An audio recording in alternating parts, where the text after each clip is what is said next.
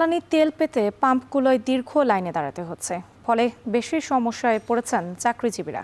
এ নিয়ে আরও জানাতে মাগুরা থেকে যুক্ত হয়েছেন বিশ্বজিৎ বাপি। বাপি, মাগুরার পাম্পগুলোতে সার্বিক পরিস্থিতি এখন কেমন দেখতে পাচ্ছেন এবং তেল পাওয়া নিয়ে কি বলছেন গ্রাহকরা?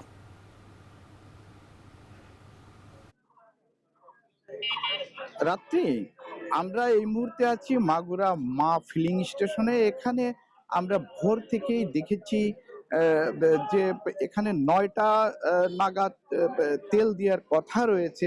তবে তার আগেই প্রায় ১ থেকে ১.৫ কিলো যে লাইনে মোটরসাইকেল আরোহীরা বিশেষ করে তারা কিন্তু লাইন দিয়ে দাঁড়িয়ে আছে। এবং আপনাকে একটু জানিয়ে রাখি যে মাগুরায় মোট হলো ১৪টি যে ফিলিং স্টেশন, এর মধ্যে শহরে রয়েছে ৭টি, পৌর এলাকায় মূলত।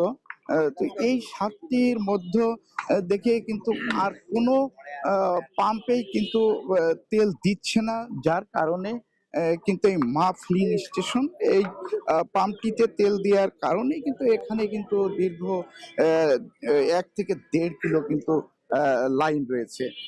তো আমরা যেটা সার্বিক পরিস্থিতি বলতে আমরা যেটা বলতে পারি, যে শহর যে সবথেকে যে বিব্রতকর যে পরিস্থিতিতে পড়েছে চাকরিজীবীরা, তারা জানাচ্ছে যে তাদের অফিস ৯টায়, কিন্তু তারা ভোর ৬টা থেকে বা কেউ কেউ ৫টায় লাইন দিয়েও তারা কিন্তু তেল পাচ্ছে না। ৯টায় যদি তেল দেওয়া শুরু হয়ে যায়, তাদের কিন্তু অফিস আওয়ারে তেল দেওয়া হবে। তো তারা আবার অফিস শেষে যখন তারা তেল নিতে আসছে, তখন কিন্তু তারা আবার সেই তেল পাচ্ছে না, তখন কিন্তু আবার তেল দেওয়া বন্ধ হয়ে যাচ্ছে।